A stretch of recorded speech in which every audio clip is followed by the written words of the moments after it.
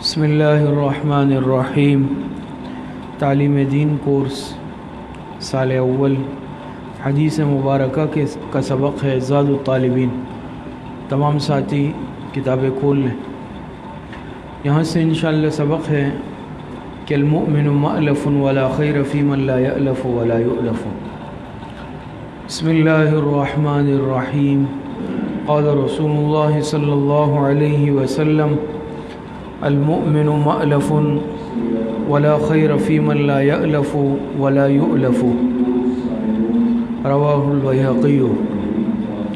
جناب نبی کریم صلی اللہ علیہ وسلم کا ارشاد مبارک ہے المؤمن مألف۔ مألف یہ الفت سے ہے، الفت محبت۔ فرمایا المؤمن مألف، مومن یہ جائے الفت ہے، مومن یہ جائے الفت ہے، یا اس کا معنی ہو سکتا ہے مومن یہ سر تاپا الفت ہوتا ہے، محبت والا ہوتا ہے، یا ترجمہ ہوگا مومن یہ محبت کرنے والا ہوتا ہے، الفت رکھنے والا ہوتا ہے۔ ولا خیرہ، اور کوئی خیر اور بھلائی نہیں ہے کس میں، فی من لا یألف، جو نہ خود کسی سے الفت و محبت رکھتا ہو، ولا یؤلف، نہ اس سے محبت رکھی جاتی ہو۔ ترجمہ سمجھ آیا؟ پھر سے کرتا ہوں۔ المؤمن مألف، فرمایا مومن یہ محل الفت ہوتا ہے، یہ محبت والا ہوتا ہے۔ اور ولا خیر فی من لا یألف ولا یؤلف، اور کوئی خیر اور بہتری نہیں ہوتی اس شخص میں کہ جو نہ خود کسی سے الفت و محبت رکھتا ہے اور نہ اس سے الفت و محبت رکھی جاتی ہے۔ تو بہرحال اس حدیث مبارکہ سے معلوم ہوا کہ اللہ پاک نے فطری طور پر انسان میں الفت، انسیت اور محبت کا جذبہ رکھا ہے۔ اور یہ انسان، دیکھیں لفظ انسان نکلا ہی انس سے ہے، ہم انسان ہیں نا، ہم سب۔ یہ انسان کا جو لفظ ہے اس کے مادے میں انسیت ہے، یہ انسیت سے نکلا ہے نا، مادہ، اس کا جو مادہ ہے وہ ہے ہی انسیت۔ تو اللہ پاک نے انسانیت میں انس رکھ دیے۔ دیکھیں نا، انسان مدنی الطبع ہے، یہ ایک ساتھ رہنا پسند کرتا ہے، اور اللہ پاک نے محبت کا جذبہ ہر انسان کے دل میں رکھا ہے۔ تو اسی محبت کے جذبے کی وجہ سے انسان میں شفقت کا جذبہ ہوتا ہے، ترحم کا جذبہ ہوتا ہے، دوسروں کے لیے ایثار اور ہمدردی اور غمخواری کا جذبہ ہوتا ہے، اور ایسا انسان اللہ پاک کو بہت پسند ہے۔ اور فرمایا ولا خیر، لیکن وہ انسان کہ جو کسی سے محبت نہیں رکھتا ہو، اس کے دل میں انسانیت کے لیے الفت اور محبت ہو ہی نہیں، خود غرضی، نفس پرستی، یہ صفات بری صفات ہے۔ ایسا انسان اللہ پاک کو پسند نہیں ہے کہ وہ کسی سے بھی الفت نہ رکھتا ہوں، ولا یؤلف، اور نہ اس سے محبت رکھی جاتی ہو، لوگ اس سے دور بھاگ رہے۔ اور یہ قدرتی بات ہے، جو خود کسی سے الفت نہیں رکھے گا کوئی اس سے بھی نہیں رکھے گا، جو خود کسی کے کام نہیں آئے گا کوئی اس کے کام نہیں آئے گا۔ بات سمجھ میں آ رہی ہے؟ تو دیکھیں اللہ پاک بھی ایسے بندے کو پسند فرماتے ہیں، اور دین اور شریعت میں بھی ایسے بندے کو پسند کیا گیا ہے، پسندیدہ ہے کہ جو لوگوں کے لیے، مخلوق خدا کے لیے دل میں محبت اور الفت رکھے۔ ایک حدیث مبارکہ میں آتا ہے، جناب نبی کریم صلی اللہ علیہ وسلم نے ارشاد فرمایا، اسی زاد الطالبین میں آگے آ بھی رہی ہے کہ الخلق عیال اللہ فاحب الخلق الی اللہ من احسن الی عیالہ، کہ جتنی مخلوق ہے یہ اللہ پاک کی عیال ہے، کنبہ ہے۔ بات سمجھ میں آ رہی ہے؟ یہ پوری مخلوق کیا ہے؟ یہ اللہ پاک کا کنبہ ہے، اور مخلوق میں اللہ پاک کو وہ پسند ہے۔ فاحب الخلق الی اللہ من احسن الی عیالہ، اللہ پاک کو وہ بندہ پسند ہوتا ہے جو اس کے مخلوق کے ساتھ اچھا سلوک کرے، حسن سلوک کرے، اللہ پاک کے کنبے کے ساتھ، خاندان کے ساتھ۔ دنیا میں بھی جو شخص، دیکھیں نا، انسان کی اولاد سے محبت رکھتا ہے، قبیلے سے، خاندان سے، گھر والوں سے محبت رکھتا ہے، بندے کو اس شخص سے محبت ہوتی ہے۔ تو یہ پوری مخلوق انسانیت یہ اللہ پاک کا کنبہ ہے، اور جو انسان دوسرے لوگوں سے تعلق، محبت، الفت، ایثار، ہمدردی رکھتا ہے، اللہ پاک کو یہ بندہ محبوب ہوتا ہے۔ بات سمجھ میں آ رہی ہے؟ ایک اور روایت میں آتا ہے، جناب نبی کریم صلی اللہ علیہ وسلم نے ارشاد فرمایا خیر الناس من ينفع الناس، لوگوں میں سے سب سے بہترین انسان کون ہے؟ جو دوسروں کے لیے فائدے کا باعث ہو، جو مخلوق خدا کو فائدہ پہنچائے۔ سمجھ میں آ رہی ہے؟ نافع انسان اللہ پاک کو پسند ہے، دین اور شریعت میں پسند ہے، غیر نافع انسان کے جو کسی کے لیے فائدے کا باعث نہ ہو، یہ انسان پسندیدہ نہیں ہے۔ بات سمجھ میں آ رہی ہے؟ ایک اور روایت میں آتا ہے، جناب نبی کریم صلی اللہ علیہ وسلم نے ارشاد فرمایا الراحمون یرحمهم الرحمن ارحموا من فی الارض یرحمکم من فی السماء۔ ٹھیک ہے نا؟ ارحموا من فی الارض، تم رحم کرو زمین والوں پر، اللہ پاک کی مخلوق پر، یرحمکم من فی السماء، تم پر وہ رحم کرے گا جو آسمانوں میں ہے۔ تو یہ قانون قدرت ہے کہ جو اللہ پاک کے بندوں کے ساتھ اچھا تعلق، اچھا رویہ، حسن سلوک رکھتا ہے، اللہ پاک ایسے بندے پر مہربان ہوتے ہیں۔ بات سمجھ میں آ رہی؟ فرمایا نا المؤمن مألف، مومن یہ جائے محبت ہے، یا مومن یہ سر تاپا محبت ہے۔ اس میں اللہ پاک نے رکھا ہے انسیت اور محبت کا جذبہ ہے، توحش نہیں ہے انسان میں۔ توحش تو جنگلی جانوروں میں ہوتا ہے نا، ہم کہتے ہیں کہ یہ وحشی ہے، توحش ہوتا ہے، وہ انسانوں سے دور بھاگتے ہیں۔ لیکن انسان کو انسان کہتے ہی اسی لیے ہے کہ اس میں اللہ پاک نے انسیت اور مانوسیت کا جذبہ رکھا ہے۔ بات سمجھ میں آ رہی ہے؟ تو اصل کمال یہ ہے کہ انسان اس جذبے کا مظاہرہ کرے۔ صحابہ اکرام رضوان اللہ علیہ مجمعین کی تربیت حضور علیہ السلام نے کیسے فرمائی کہ ان کے ایثار اور قربانی کی تعریف اللہ پاک قرآن میں فرماتے ہیں وَيُؤْثِرُونَ عَلَىٰ أَنفُسِهِمْ وَلَوْ كَانَ بِهِمْ خَصَاصَةٌ۔ تو میں نے صبح کے سبق میں بھی عرض کیا کہ انسان اس کا نام نہیں ہے گوشت پوست کا نام، یہ جو گوشت پوست کا جسم ہے انسان اسے نہیں کہتے، یہ تو ہر شخص جو ہے کیا ہے، ہر شخص جو ہے 2 ہاتھ 2 پیر، کان ناک آنکھ گوشت پوست سے بنا ہوا ہے۔ انسان اسے کہتے ہیں کہ جس میں رحم، ایثار، ہمدردی، غمخواری والی صفات موجود ہو، انسانیت موجود ہو۔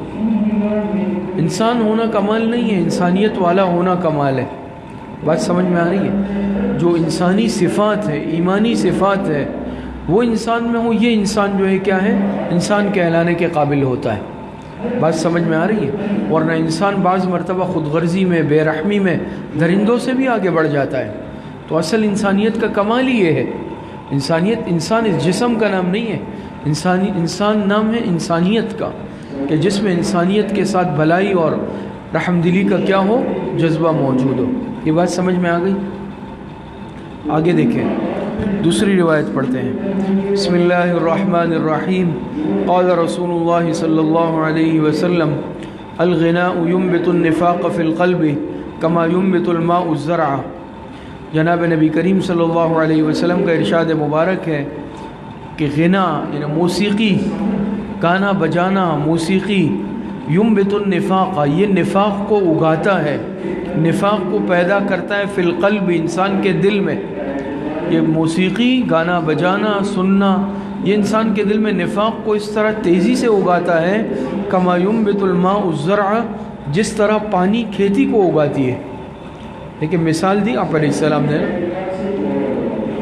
مدینہ منورہ والے کھیتی باڑی کرتے تھے، جو انسان جس مزاج کا ہوتا ہے اس معاشرے میں جو موجود رائج چیز ہوتی ہے اس سے مثال سمجھنا آسان ہوتا ہے۔ بات سمجھ میں آ رہی ہے؟ تو آپ علیہ السلام نے مثال دی کہ جس طرح کھیتی کو پانی دیا جاتا ہے نا تو کھیتی تیزی کے ساتھ اگتی ہے، تیزی کے ساتھ اگتی ہے۔ اسی طرح جو انسان گانے سننے کا عادی ہوتا ہے، آلات موسیقی کا، اس کے دل میں نفاق بہت تیزی سے اگتا ہے۔ نفاق یعنی ایمان کمزور ہونے لگتا ہے، ایمان کمزور ہونے لگتا ہے۔ تو یہ موسیقی شریعت میں حرام ہے۔ پیچھے بھی ایک روایت گزری، آپ نے پڑھا کہ آپ علیہ السلام نے ارشاد فرمایا الجرس مزامیر الشیطان، الجرس مزامیر الشیطان کی گھنٹی یا بانسری یہ شیطان کا باجا ہے۔ اور اس میں فرمایا کہ الغناء ينبت النفاق فی القلب کما ينبت الماء الزرع، کہ گانا سننا، موسیقی سننا یہ انسان کے دل میں نفاق پیدا کرتا ہے، تیزی کے ساتھ پیدا کرتا ہے۔ اور اس کا نتیجہ کیا ہوتا ہے؟ جو انسان گانے سننے کا عادی ہوتا ہے اس کی ایمانی طاقت ختم ہو جاتی ہے، ایمان کمزور ہو جاتا ہے، انسان کے لیے گناہ کرنا آسان ہو جاتے ہیں، نیک اعمال کرنا مشکل ہو جاتے ہیں۔ اسی طریقے سے یہ گناہ یہ انسان کے دل کو زنگ لگا دیتا ہے، یہ جو گانا سننا ہے۔ پھر کیا نقصان ہوتا ہے؟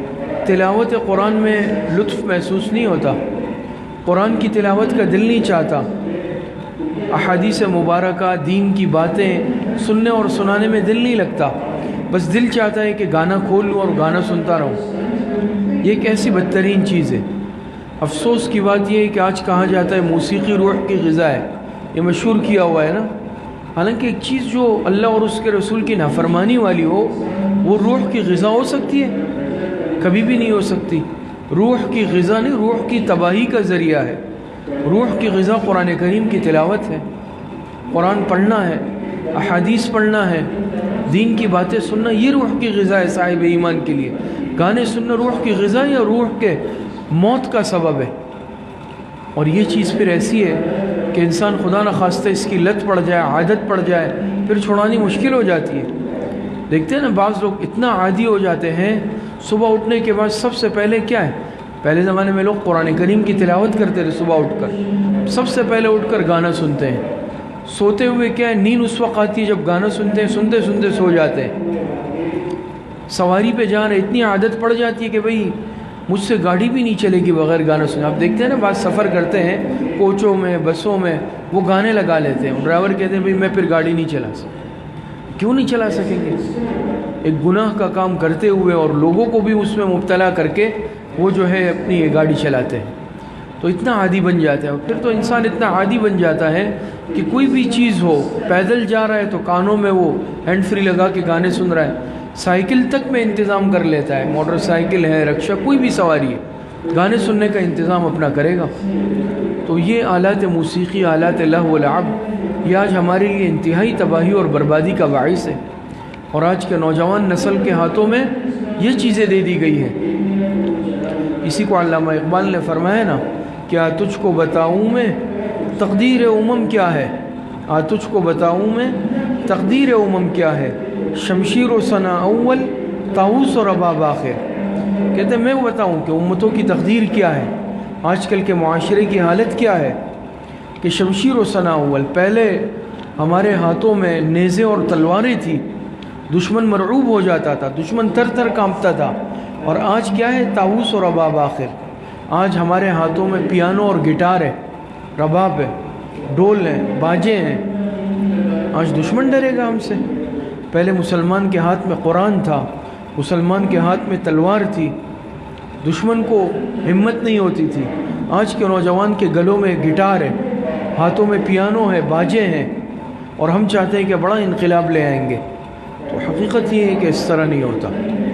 تو گانے بجانے یہ انسان کی روحانیت کو تباہ کر دیتے ہیں، اور جو انسان اس کا عادی بن جاتا ہے پھر دل کے اندر گناہوں کے تقاضے پیدا ہوتے ہیں، گناہوں کے خیالات پیدا ہوتے ہیں۔ آج دیکھیں اس طرح کی شراب کباب کی مجلسیں ہوتی ہیں، گانے بجانے کی غنا کی محفلیں ہوتی ہیں، یہ محفل ہوگی ساتھ میں گناہ بھی ضرور ہوں گے، کیوں؟ یہ خاصہ ہے، اس کے لیے لازم و ملزوم ہے۔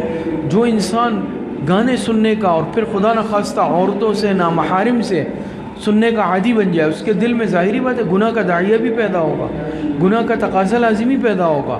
تو اس کا نتیجہ کیا ہوتا ہے کہ وہی مجلسیں جو موسیقی کے لیے، ناچ گانوں کے لیے منعقد کی جاتی ہے، اس میں بہت سارے دوسرے گناہ بھی کیے جاتے ہیں، بدکاریاں ہوتی ہے، شراب نوشیاں ہوتی ہے، اور کتنے گناہوں کا مجموعہ وہ مجلس بن جاتی ہے۔ اسی لیے شریعت نے روکا کہ بھئی ایسی چیز نہیں سنو، یہ شیطانی چیز ہے۔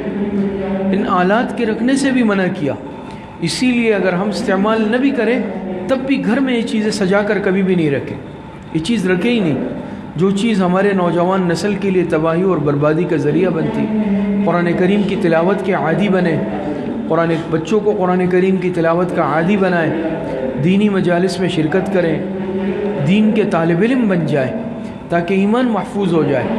آج دیکھیں نا فتنوں کا دور ہے، اور کس قدر آج ناچ گانے کی محفلیں، میں نے صبح بھی عرض کیا، آج ہم اپنی خوشی کا آغاز کرتے ہیں موسیقی اور ناچ گانوں سے کرتے ہیں کہ بھئی میری تو خوشی ہے، شادی ہے، فلاں ہے، فلاں ہے۔ آج ہم گناہ سے اپنی خوشی کا آغاز کرتے ہیں تو اس کا اختتام اور انجام بھی پھر اچھا نہیں ہوتا۔ ایک چیز کی بنیاد جب گناہ پہ رکھ دی جائے تو یاد رکھیں اس کا معال اور اس کا انجام کبھی بھی اچھا نہیں ہوتا۔ جس چیز کا آغاز ہی اللہ پاک کی نافرمانی سے ہو۔ آج دیکھیں نا کیا ہوتا ہے، آج مجلس رکھتے ہیں، ذرا سی خوشی کا موقع آتا ہے، آج ہم آپے سے باہر ہو جاتے ہیں، کھل کر اللہ پاک کی نافرمانی کرنے لگتے ہیں۔ تو بہرحال موسیقی ہے، آلات موسیقی ہے، کسی بھی صورت میں ہے، اس سے اپنے آپ کو بچائیں۔ اس کے اندر ایسے ایک زہریلے اثرات ہیں کہ کان خدا نخواستہ جب اس کے عادی ہو جائے پھر انسان کو نعت حضور علیہ السلام کی نعت سننے میں مزہ نہیں آتا، اللہ پاک کی تعریف اور حمد سننے میں مزہ نہیں آتا، قرآن کی تلاوت سننے میں مزہ نہیں آتا، پھر کہتے ہیں گانے لگاؤ۔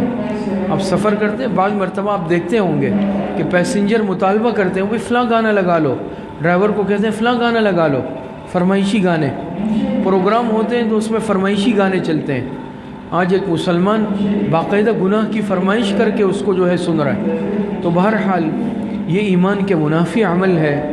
اور دونوں روایتوں جو پڑھی، پہلی میں آپ علیہ السلام نے ارشاد فرمایا المؤمن مألف ولا خیر فی من لا یألف ولا یؤلف، کہ ایمان والے جائے محبت ہے، اللہ پاک نے اس کے اندر دوسرے انسانوں سے محبت، الفت، ایثار، ہمدردی، غمخواری کا جذبہ رکھا کہ یہ انسان ہی دوسرے انسان کا دکھ محسوس کرے گا، اس کا درد محسوس کرے گا، یہ اصل انسانیت ہے۔ اور دوسری روایت میں فرمایا کہ موسیقی سننا یہ انسان کے دل میں نفاق کو ایسی تیزی سے اگاتا ہے کہ جیسے کہ پانی کھیتی کو اگاتا ہے، جس طرح پانی ڈالنے سے کھیتی اگتی ہے، موسیقی سننے سے، آلات موسیقی کے استعمال سے انسان کا ایمان کمزور ہو جاتا ہے، ایمانی صفات نکل جاتی ہے، اور اس کی جگہ انسان کے دل میں سیاہی آتی ہے، گناہوں کے جذبات آتے ہیں۔ اللہ پاک صحیح عمل کی توفیق نصیب فرمائے۔ وآخر دعوانا ان الحمدللہ رب العالمین۔ آپ حضرات کا سبق یہاں پر بند ہو گیا۔ ششماہی امتحان ہے آپ حضرات کا، کس دن ہے؟ منگل والے دن، آنے والے منگل کو ششماہی امتحان ہے۔ تو یہاں جو آج ہم نے روایت پڑھی نا ابھی، المؤمن مألف، یہاں تک نصاب ہے۔ اور نصاب شروع کہاں سے ہے؟ الظلم ظلمات یوم القیامہ سے ہے غالباً۔ اگر معلوم نہیں ہے تو لکھ لیں، نشان لگا لیں، تیاری یہاں سے کریں گے۔ الظلم ظلمات یوم القیامت، صحیح ہے؟ یہاں سے الظلم ظلمات، 10 نمبر سے لے کے آج ہم نے 25 نمبر تک پڑھی ہے نا، یہاں تک آپ نے تیاری کرنی ہے۔ السلام علیکم۔